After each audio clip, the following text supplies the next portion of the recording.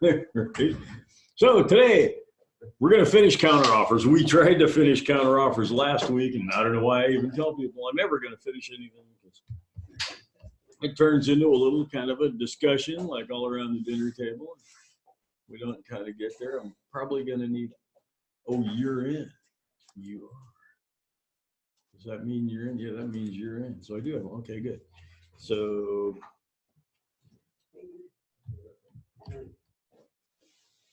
Come on, little buddy.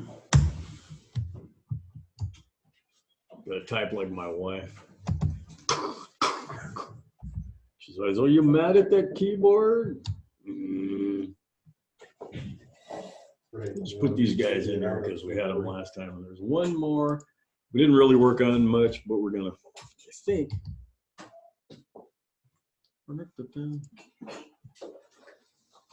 Oh, you know what? Let's do this one too while we're at it. Let's just do some contract stuff.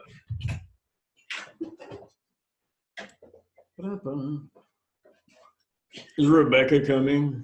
Rebecca's not, can't make it. She's out of town. Oh, well then you're last. Oh, you don't know that. We can always count on her. We can always count on Rebecca to be last. And what time is last? What time is late for appointments? Why, that's Realtor time. That's what that is. Realtor pricing is free and Realtor time is late. Told you guys that a million times probably, because every time I talk and think like that, I go right there, so then it comes out. When you go to a listing presentation, you're going to list the house, get there on time. That's all you got to do. So did you see the other agents? Yeah, they were nice, blah, blah, blah. Can I ask you a question? Sure, I guess so. What is it? Were they here on time? Oh, hell no, you know they weren't there on time. Just asking. It's just you. Did they show up on time? Oh, no, Mike Ferry teaches it because it works every time. Did they show up on time? Were you impressed? Because you know they were late. You know, actually, no, but you have to actually get there on time. You can't show up late and go, were they late too? That won't have the same effect. Not the same effect, is it? Real estate is that hard, Mr. and Mrs. Seller. We can't even tell time.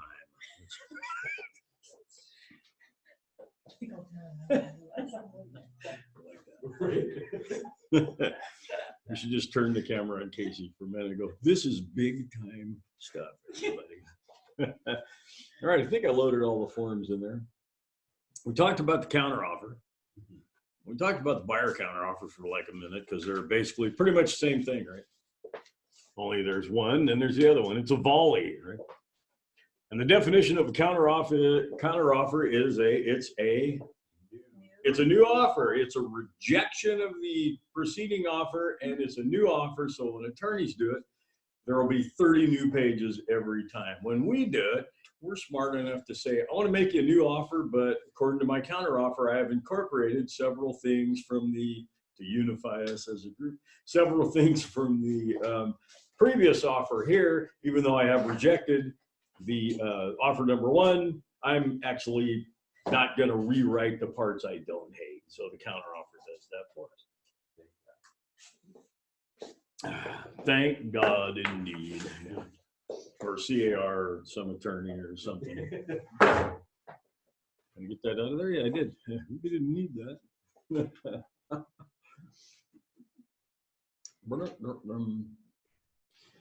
So, what have I got for a scenario?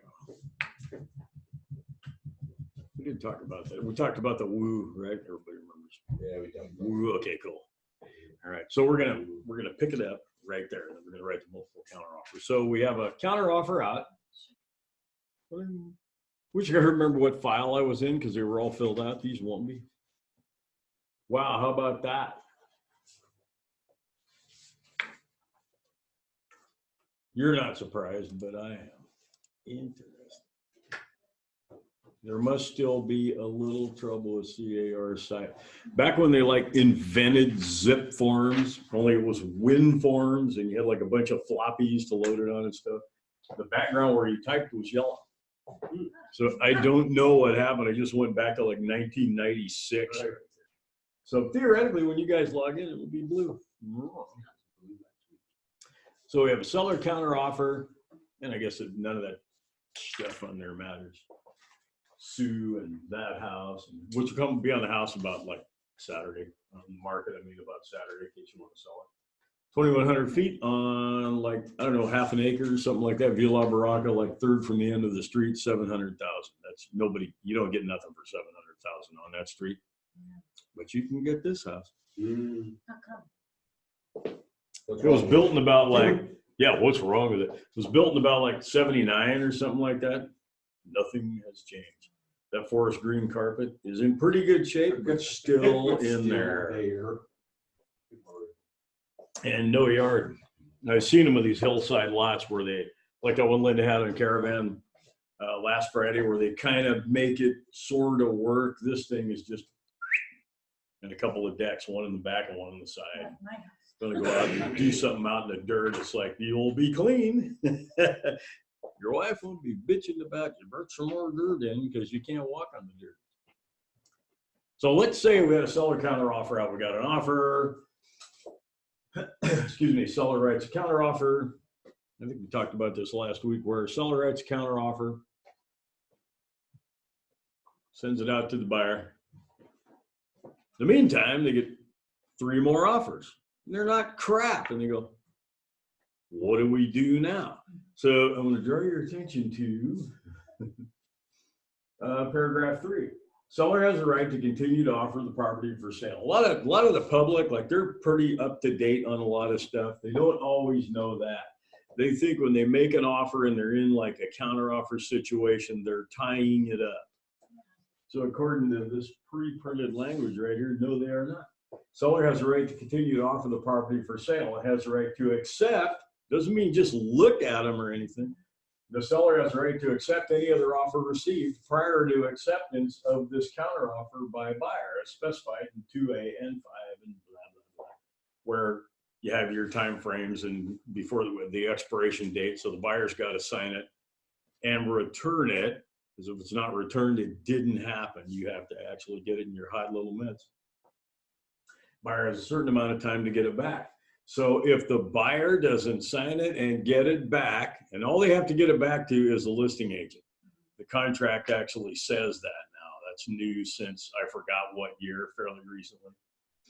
So you don't necessarily have to put your name in that blank like I've been teaching for God knows how long, because it already said in the contract, if you get it back to the listing agent, you're good.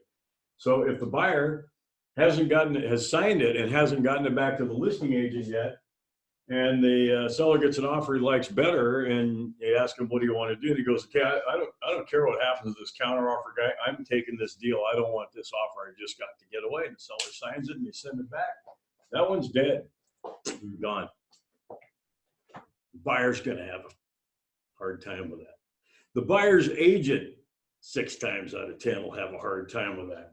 Bring your attention to paragraph 3.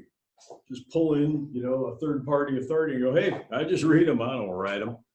It says right here, you missed the boat. If you got your thing back a minute after the seller accepted an offer, you're too late. You're out. So what do you do with that buyer at that time? If you're me. And you're the listing agent, sorry. Do a backup.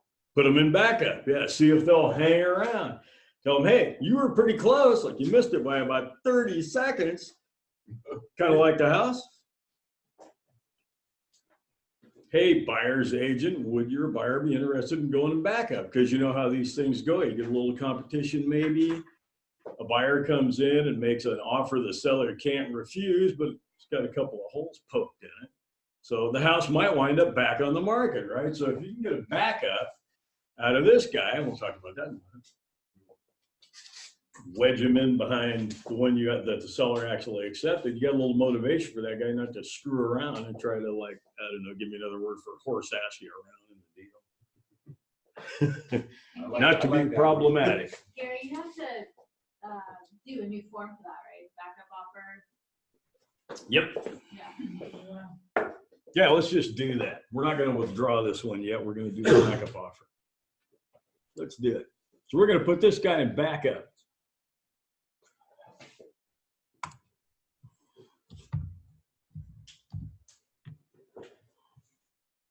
How easy was that? We have a form for that, the backup offer addendum. You're going to get a sometimes you get an argument, sometimes you'll get some naivete, sometimes you'll get some ignorance from the other agent on the fact that this form even exists.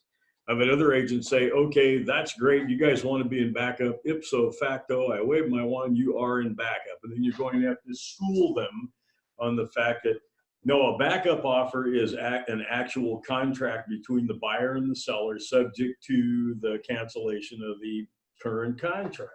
There's a form that sets that out because you don't want to have to try to compose that language. Lots of agents don't even know that form is in there, but that makes it work. So let's say buyer with a counteroffer. Buyer gets a counteroffer back, too late. So we go back to that buyer and say, do you want to be in backup? So we're going to use Heidi's form that she mentioned, but how are we going to do that? How mechanically, how would you actually do that? Because this is it's an addendum. It's not a contract. It's part of some other contract. Part of the backup offer. The counter. Right. You're going to have to counter them. Right. Because they countered you already. They accepted your counter, but it's too late. So it's a little complicated at that point because now you have basically a revoked or rejected or kind of a weird deal going on, but you just counter. Now what you're going to have to counter them with is a new counteroffer number 1. And in that counteroffer number 1, you're going to say this counteroffer hereby removes and replaces counteroffer 1 dated so-and-so, the other one the buyer actually signed in its entirety. Or some language like that, whatever these guys like saying around here.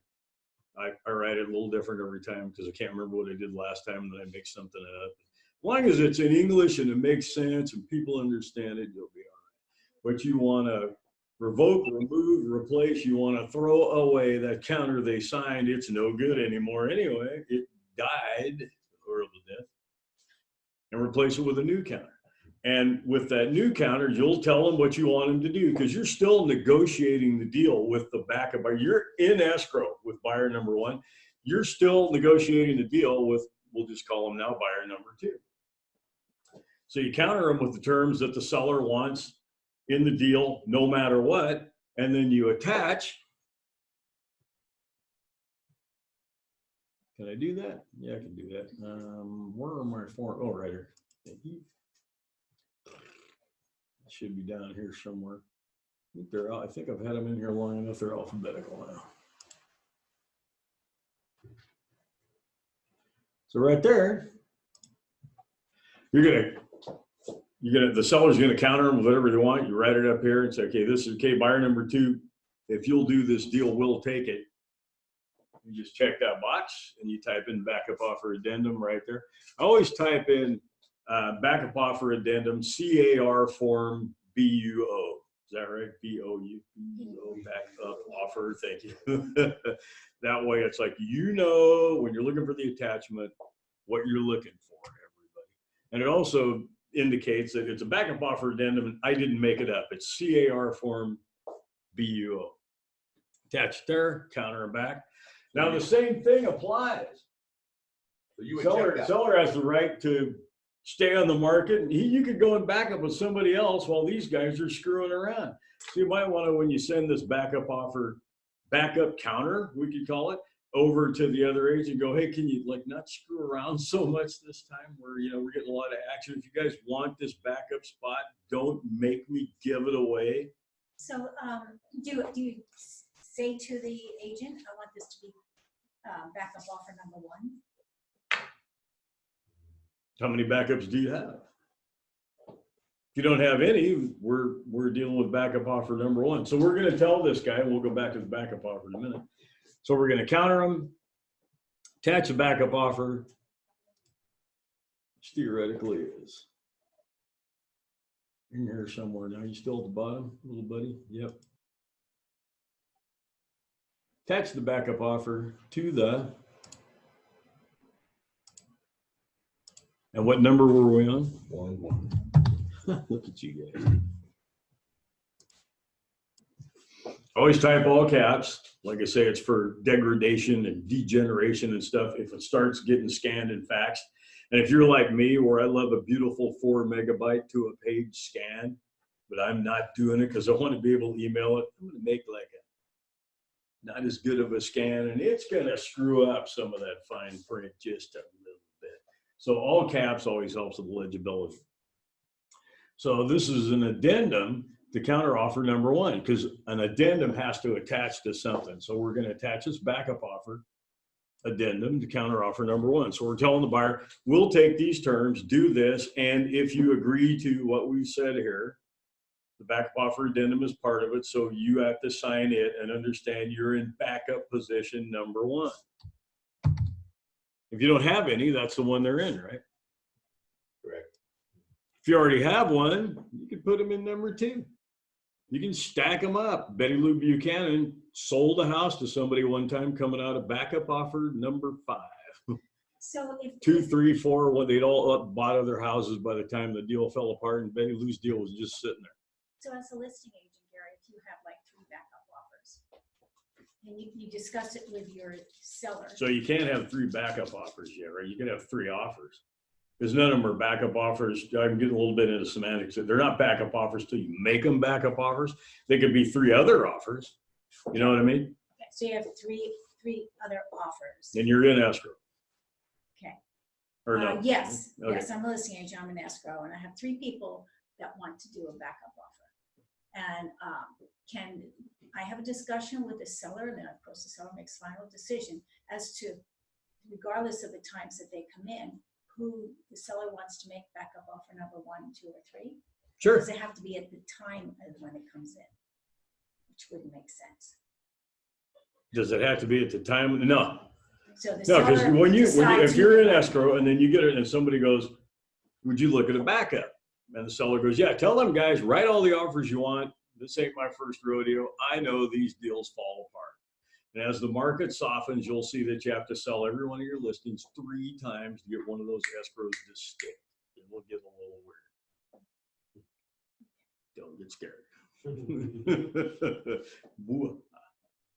So where were we? You're in escrow, you get it offered, and if they go, well,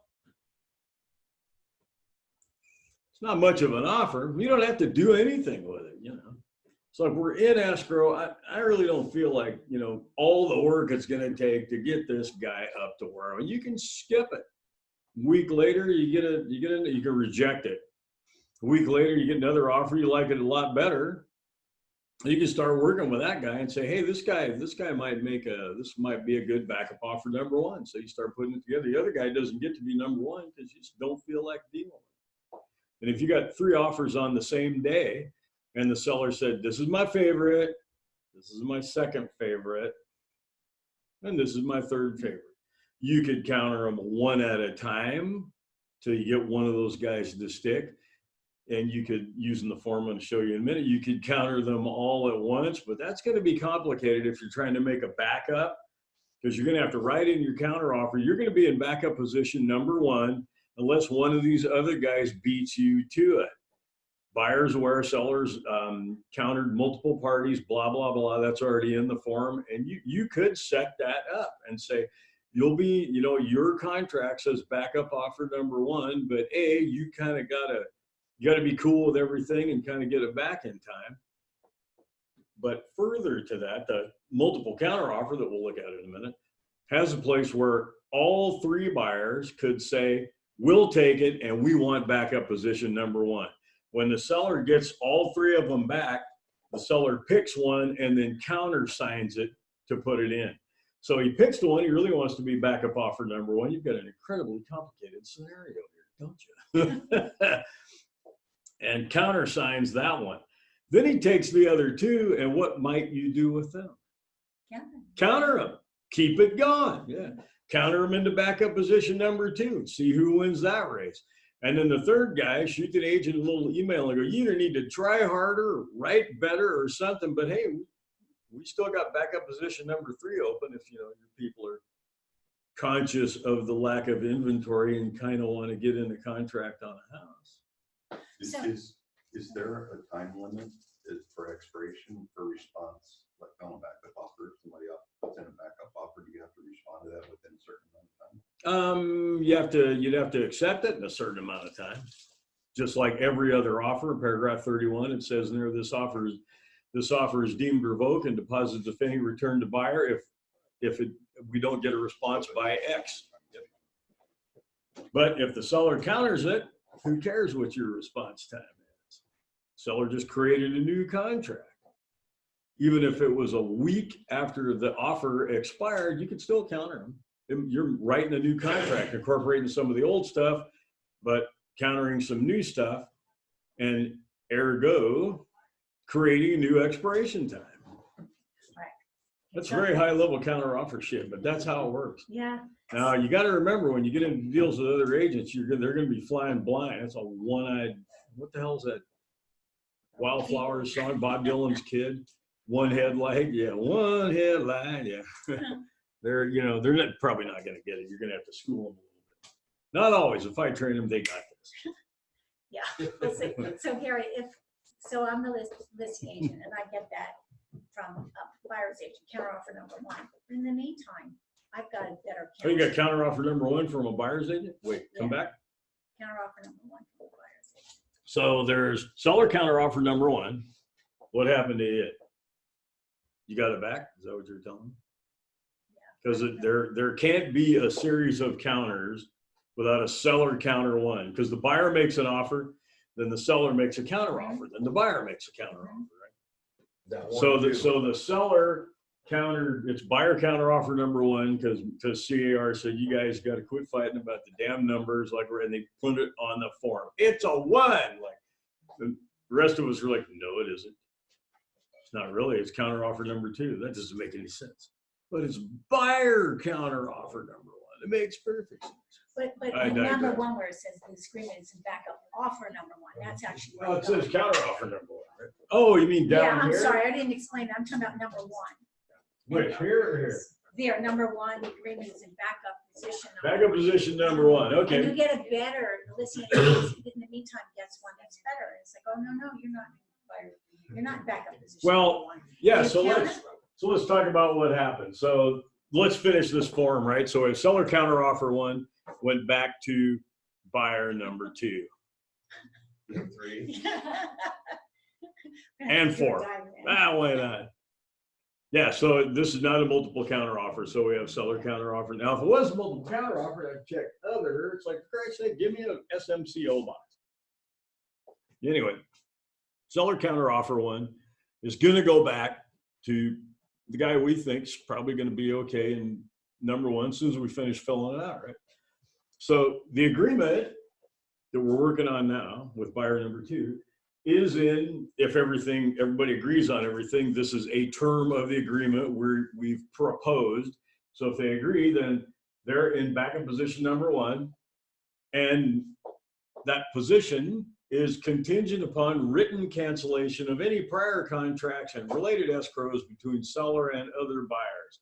Seller and other buyers, in case maybe you're in backup number 3, a lot of people have to cancel. Excuse me. So let's just stop right there. Backup position number 1, and here's the hardest thing to fill in the whole stupid form. If seller is unable to provide such written signed cancellations to buyer by such and such a date, then either buyer or seller may cancel this agreement in writing. If you get agents using this form, you'll get that blank a lot. I'll just run it out there about a month or so, maybe depending on what kind of action there is. Do I know anything about the contract they're in escrow on? Is it a short escrow and a short inspection period? I'm going to find that out if I can, and helps me with this date. But I'll just punch it out like 3 weeks or a month. What's today? A Wednesday? Yeah, that looks good. Now the ramifications of putting the date in there is you've given the seller a cancellation right. That's kind of why I'll push it out a little bit. I tie that seller up in backup as backup offer number 1. If I'm the buyer's agent or the buyer, whatever I'm doing, I'm going to tie them up till November 6th. Seller, you can't replace me. You can't cancel me. You can't do anything until then. If it's blank, now you got a problem because you got a blank, and then the buyer's agent's telling the listing agent, you can't cancel me. Listing agent's telling the buyer's agent, no, I can cancel you anytime I want. There's no date. It could be in 5 minutes. That's problematic. So I always fill it in. So what But I'll push it out there. are you looking at? After escrow closes, supposedly, on that date? No, hell no. After escrow closes, what's the point? Well, I They guess- sold the house, right? What, 20 days out? Yeah, maybe something like, yeah, before it closes, but probably After by the time they inspections. get the inspection. Yeah, something like that. I'll run it about 3 weeks or a month out. If I know it's kind of a longer deal, I'll run it a month out. And then, I mean, I'll explain all that crap to the buyer. Buyer calls all the shots. You just, Exactly. you give feedback and advice, and the principals make all the decisions. Theoretically, hopefully that's what happened. Because you always look at you and go, what are we going to do? I'm going to give you feedback and advice. You're going to decide. So I'm going to give you just about enough feedback and advice to handle this decision. Does that sound fair? I'm not going to tell you everything I know because you know how that works. We never finish. It's 11:15 and I'm not even done talking about the first paragraph. So if it's okay with you, Mr. and Mrs. Buyer, I'll tell you everything you need to know about that date. And it's just that we're tying the seller up until that date. The next day after that, November 7th, seller could go, hey, I haven't canceled yet and I actually got a backup offer number one I like better. You're out. So I want to tie them up for a while. Do I need to tie them up longer than 3 weeks? I don't know. It's a little ambiguous isn't what I want to say, but it's kind of a fluid kind of a discussion, I guess. That's a tough number to pop in. So if you use 3 weeks for a rule of thumb, that'll probably work. Let's just do that. Does that give the seller any chance to come back and sue you because you should have been 3 days longer? So I mean, that would make them. So let's say the seller, so what we're doing so far, because I got both agents working on this form in my discussion. I shouldn't have that. We have a seller counter offer. It's too bad that they don't update this form to where it says seller counter offer, buyer counter offer, seller multiple counter. That would help. And so we have seller counter offer one, the seller put that number in there. Now, if I'm a buyer and I want to be in backup and I just shoot them an offer with a backup offer attached, then the buyer's in charge of what number goes under. So in our demonstration or discussion here, seller said, oh, here's a counter offer, your opportunity to be in backup offer number one, and I'll stick with you till November 6th. Okay. I gotta stop complicating my own shit here. Buyer's deposit. Don't forget to read this stuff in case you want to check these boxes. And some of these forms are different. Buyer, the backup offer addendum addresses the deposit and the time periods in one way. The seller purchase of replacement property addresses them in exactly the opposite way. The short sale addendum does it again. There's a lot of forums that talk about, hey, you got an offer that's kind of contingent on a bunch of other junk happening. So let's talk about what we're going to do with your deposit. Do we think you should put your deposit in right now or later? So buyer's deposit, paragraph 2, shall be delivered to escrow holder within 3 business days after copies of the written cancellation signed by all parties are provided to buyer. So, hey, buyer, you can bring in your deposit in a month when we blow this other deal apart, and then you get your chance to move up into escrow instead of backup number one. You bring your deposit in. To me, that makes perfect sense. What the hell do you want deposits all over the place? Escrow doesn't want 3 escrows on your house when they're pretty sure only one of them's going to close. And the only place you can put a deposit is escrow. So don't bring them here. We don't want them. Right? That's the only place a deposit can be receipted in as a deposit is you got to be in contract and open an escrow. So I don't see the point of opening an escrow for a guy that might never get there. So it works fine for me that buyer's deposit should be delivered to escrow holder after we move the buyer into escrow. Or shall immediately be handled as provided in the agreement. So you check the box, you go, no.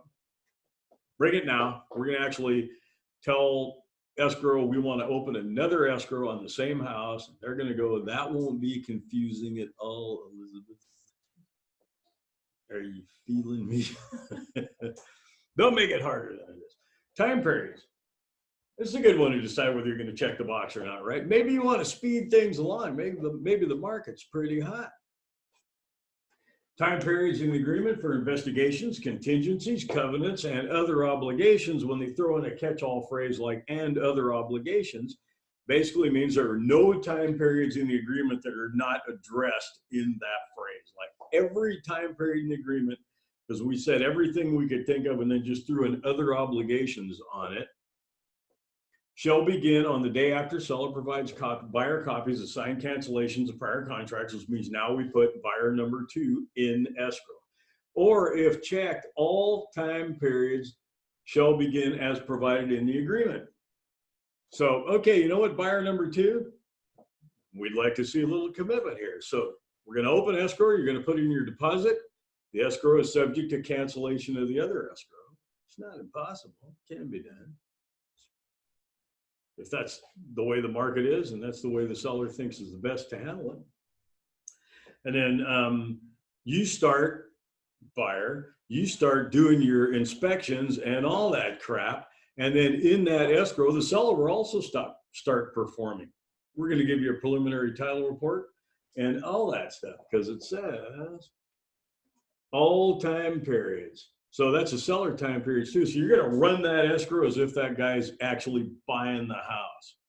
And the whole thing happens. He's getting his loan approved and everything in backup, waiting on cancellation of the other one. That'll keep you busy. Do I want to do that now? Hell no, I don't want to do that. Is your seller a retired real estate broker from Beverly Hills that says that's the way we do it, son? Yeah, that could happen. You give feedback and advice, seller calls the shots. You just work there.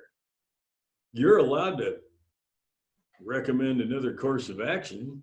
But hey, that might be, you might end up being that damn busy, but you know, at least you'd be really good at running escrows by the time you sell that one house.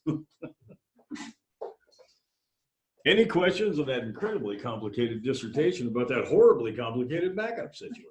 Okay, I think There's one. Yeah, I got that part, but so this is something that the listing agent gives to the buyer's agent, not vice versa, right? So This form. for purposes of our discussion, this is the backup offer addendum attached to what? Counteroffer. Whose counteroffer?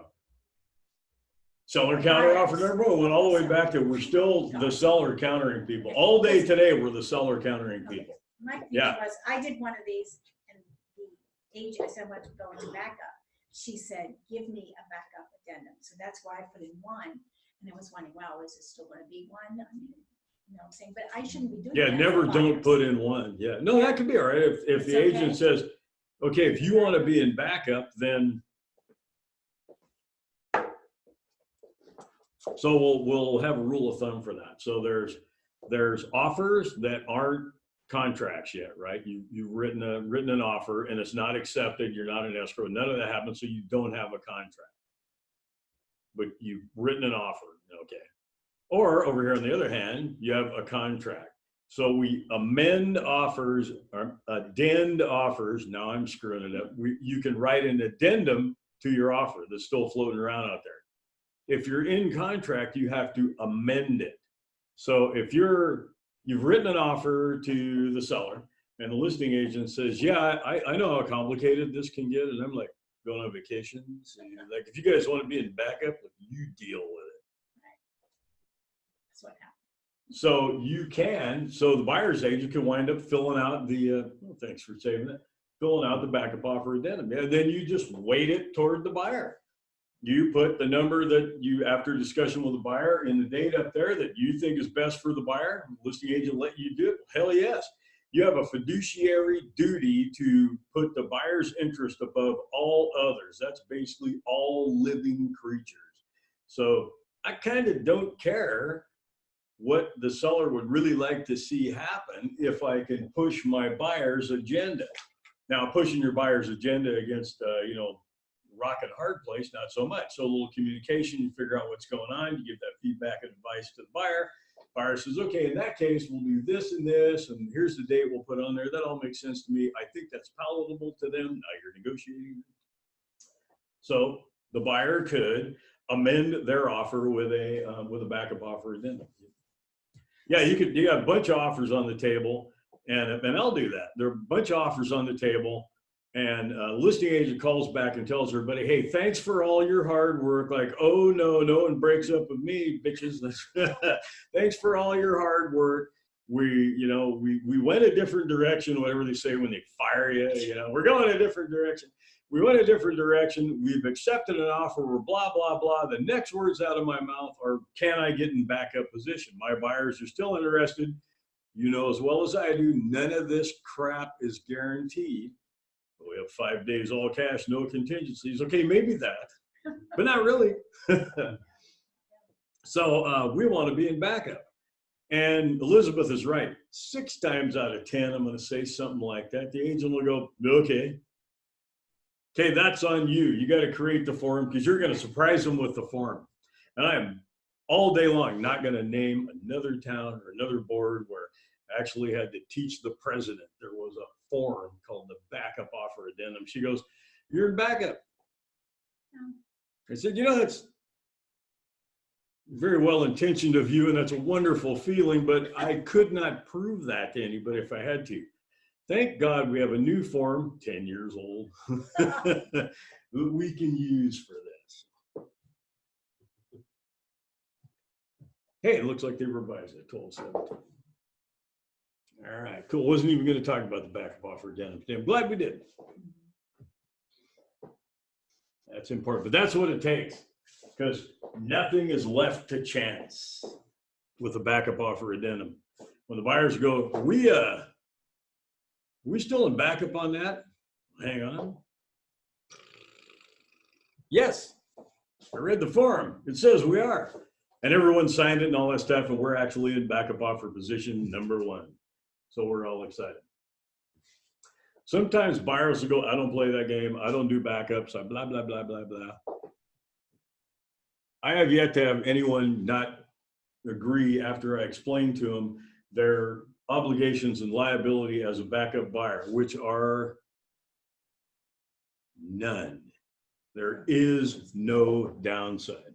So they are not obligated They're in contract, basically, for their at will. at will. Okay. Yeah.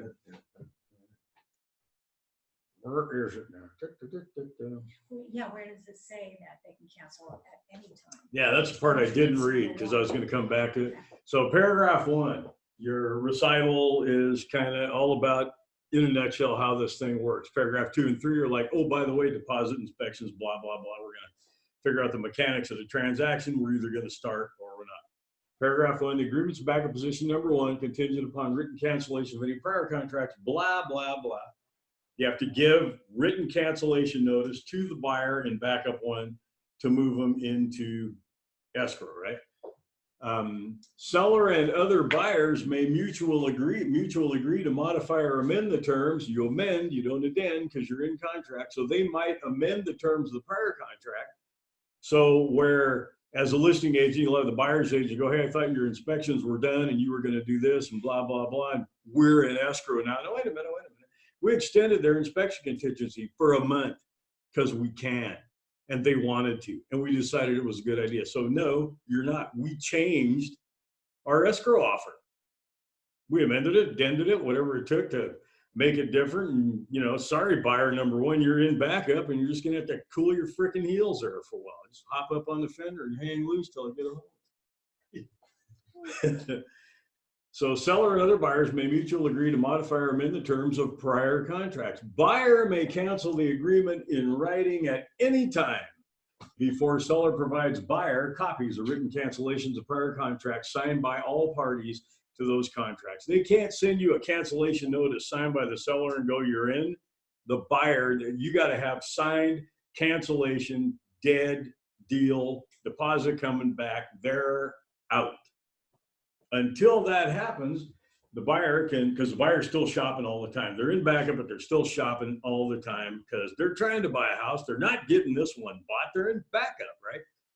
So shopping all the time, find the house. The first thing I do is have a little conversation about the house, get a little feel whether I think they're going to get it or not, because I'm not letting this guy off the hook till I got a fair idea that we're going to get that other deal going. I have done it where I will get in contract and open escrow on the other house before I turn this back up loose.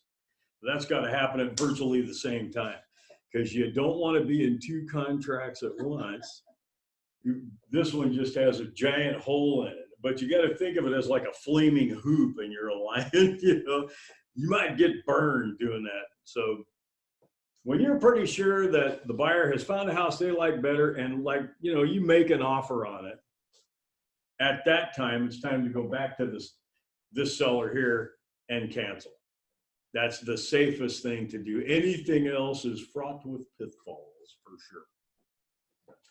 So you're hanging on to this guy till you start negotiating on the other house, and you feel like everybody feels like, hey, this will probably come together. Sellers, we're pretty close to getting this deal together. Then let these guys off the hook.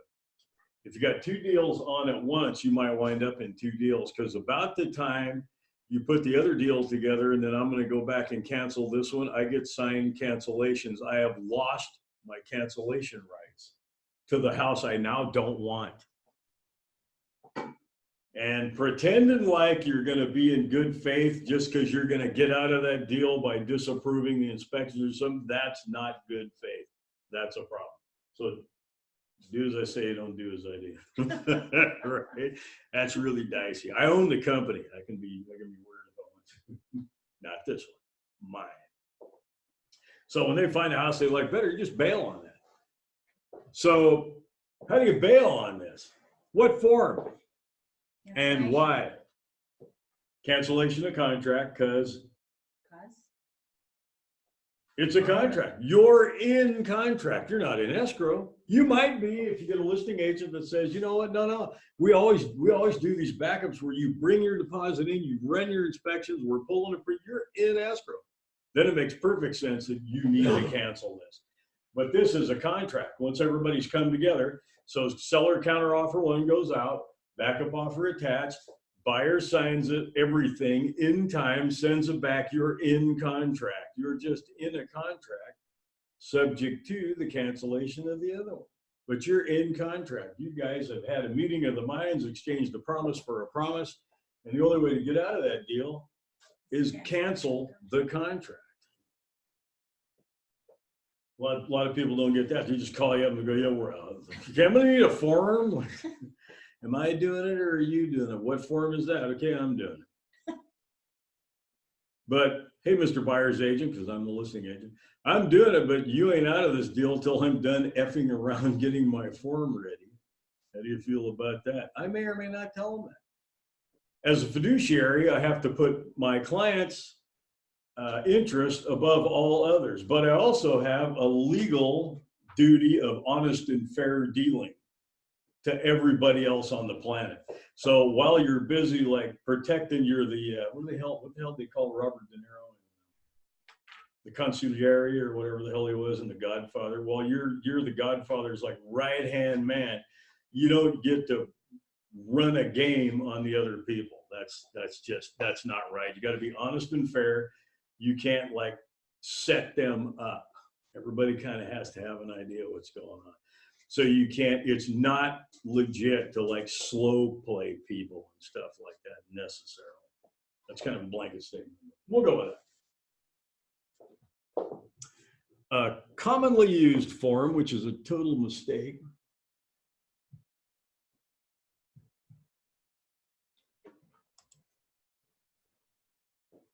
Bink. In getting out of a contract, which can only be canceled with a cancellation of contract form, is you every once in a while from the other agent, you'll get a withdrawal of offer form. Okay, we have that offer, we're withdrawing it. You can only withdraw them if, like it says in number 1, there's an offer or counter offer not yet accepted. You're not in contract. Before an offer or a counteroffer is accepted, you can withdraw it. And that's about the easiest thing to do in real estate.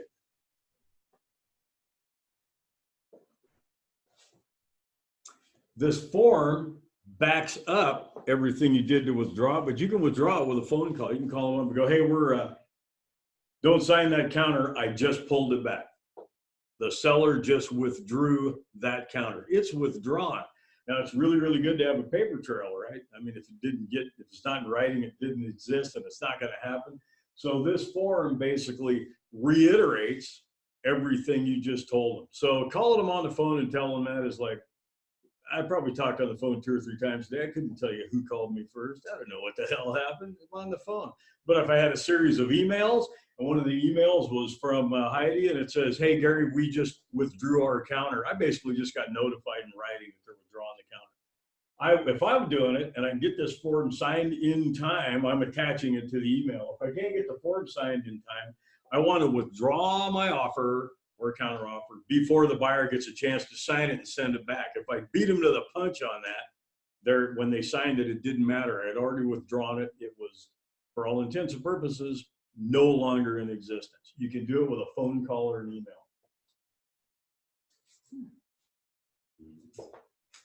2B, confirmation of withdrawal and revocation. This document confirms the offer counteroffer was orally withdrawn or revoked on such date, blah, blah, blah. You can orally withdraw it, but you want to back it up with this thing as fast as you can. So if you're a seller, representing the seller, withdrawing an offer, then have them working on signing this thing while you're making the phone call. Just do it so you can get that off the table, so you don't have to explain to the seller how you were a little slow and they wound up in escrow with this guy they didn't want to be in escrow with. And hey, Mr. Seller, when you're in escrow, I really didn't want to tell you this because it's going to hurt.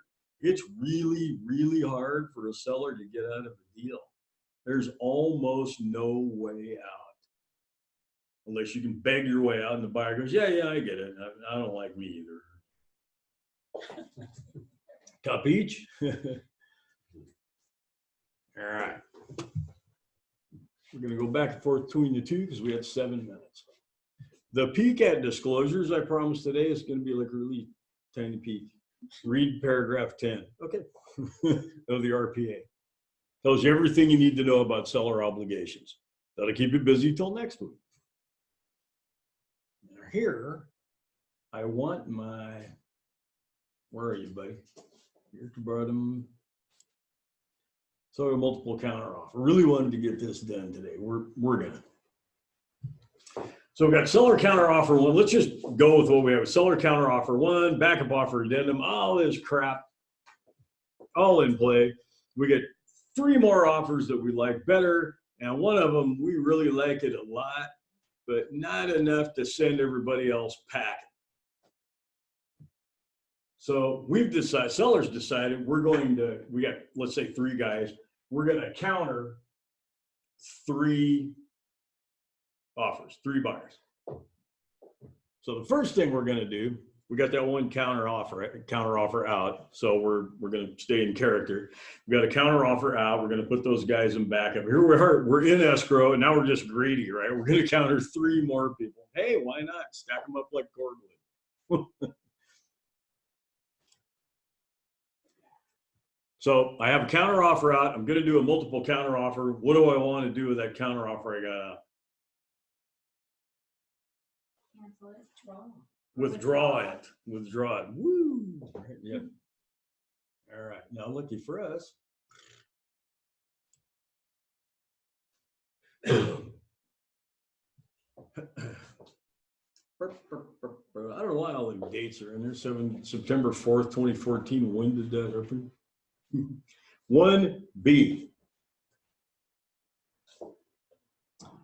Buyer or seller has issued a counter offer dated, right? So the seller's got a counter offer, whatever date was on there, date prepared goes on there, right? According to the terms of the offer counter offer, it has not yet been accepted. If it requires acceptance by personal receipt, person making the offer has not personally received back a copy, and they always require personal receipt.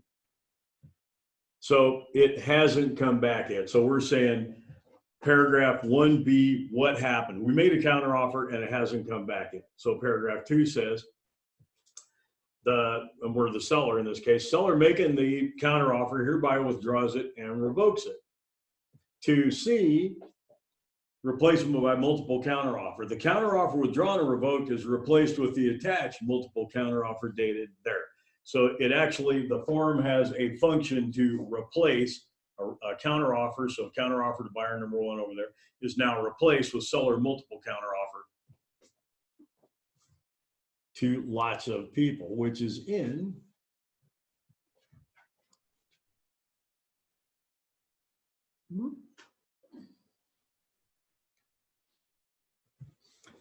the seller multiple counteroffer. Paragraph 2, seller is making multiple counteroffers to other prospective buyers on terms that may or may not be the same as in this multiple counteroffer. You could have a different price, different escrow period, different everything for everybody. Or not. They may or may not be different. They could all be the same. You could be, it's like, we really want to get $1 million. Let's just counter everybody to $1 million and see if somebody will buy it. This multiple counteroffer does not bind seller and buyer unless all of the following occur in the time specified below. So paragraph 2 says, all this crap's got to happen. That's all the way to the bottom of the page. Top of the counteroffer form is just like the other counteroffer forms. You need initials for liquidated damages and arbitration. If not, you have to address them in there. Parts of the offer that we liked are not changed. We accept the offer subject to the stuff we changed. None of that changed in the top half of this counteroffer. Here's where the rubber meets the road down here. So paragraph 3, there's an expiration date, just like everything, right? Multiple counteroffers shall be deemed revoked and the deposits finished shall be returned unless by 5 p.m. on the 3rd day after the seller signs paragraph 5, which is the date the seller signs the counteroffer and says now the clock starts on the expiration date.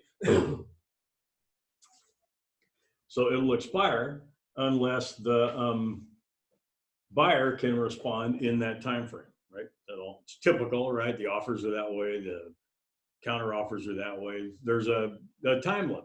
Even the amendment to existing agreement has the same time limit paragraph on it. So it's got to come back, and the default is 3 days. You can change it. So let's see. Then last date or by blah, blah, blah. So the multiple counteroffer shall die a horrible death unless by the deadline, little 1I, whatever the hell those are, it is signed in paragraph 7 by buyer. 2, a copy of the multiple counteroffer signed by buyer is personally received by seller or blank is authorized to receive it.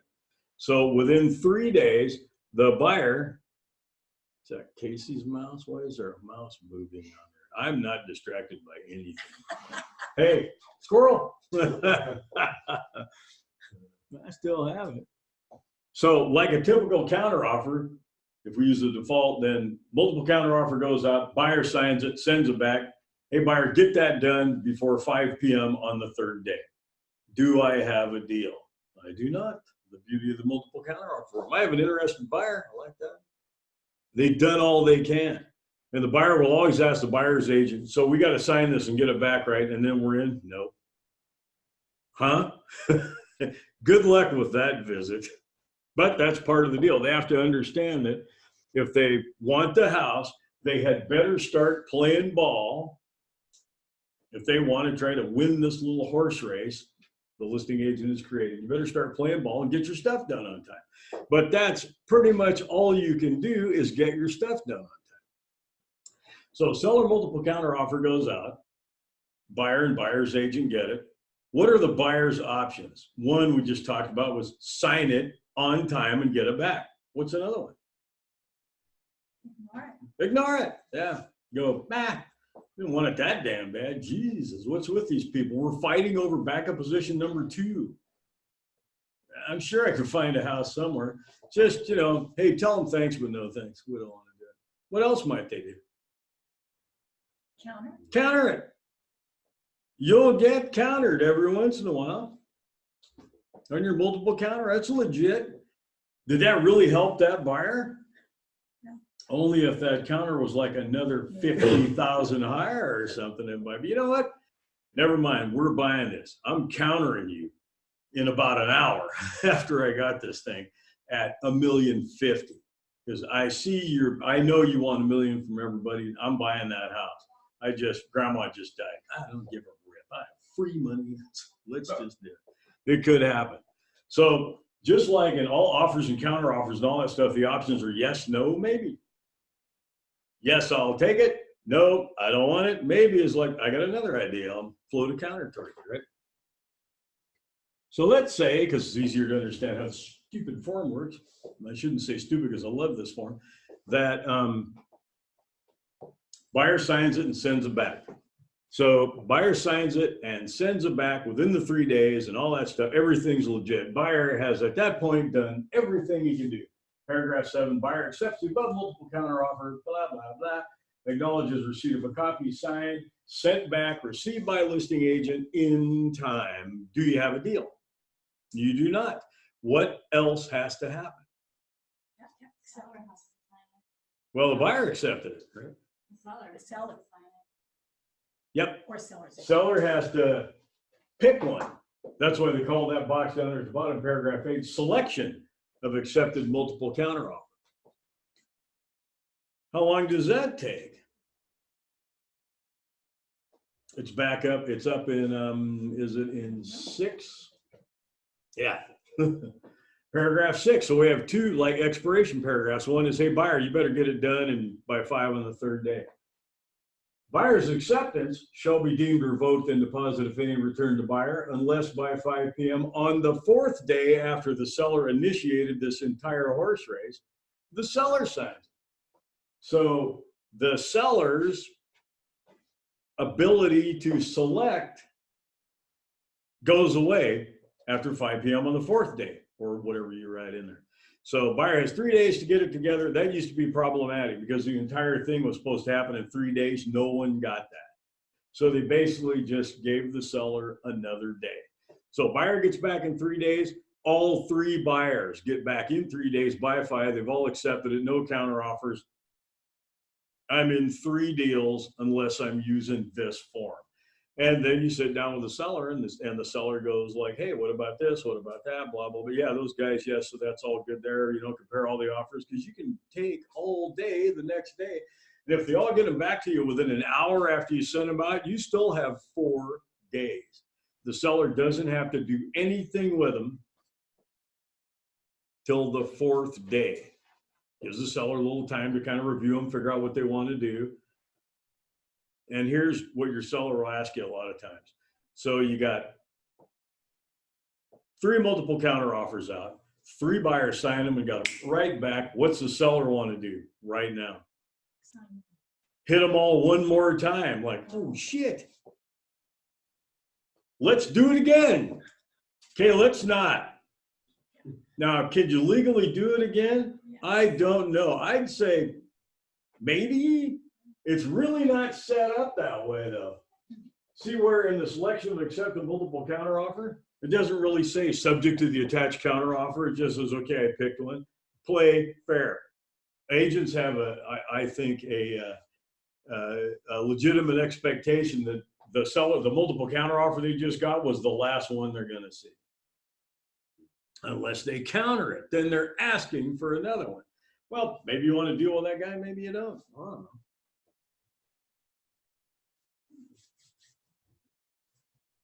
So seller signs in there, they pick one. Just tell them like, that's not fair. The way this thing goes is, I mean, telling them all, go up one more time, that's not fair. We don't have the opportunity to counter on this form. We better have done it right on seller multiple counter offer number 1 or 2 or wherever we're at in the stream of counter offers that went out. Now you got enough. Just knock it off. Just pick one. And then the seller picks one. Everybody else just goes begging because at the end of the 4th day, by 5 p.m. on the 4th day, you didn't pick yours, you're out. Do you tell the other agents they're out? That'd be nice. That'd be a good thing, because they are wondering, and their buyers are on pins and needles, and when you didn't pick their offer, they are automatically pissed. They can't help it. They're only human. They just busted their ass to get this deal together, and you said, man, not so much. You're nice, but not nice enough. Right? Okay, any questions on that entire That's tirade? great. Was that helpful? Very. Apparently I had a question, was that helpful? Okay, look at that. It's only 11:06. Can't believe we made it. That was probably less than an hour, because I don't know when we started. Yeah. Probably Yeah. after 10:06. When did you get here?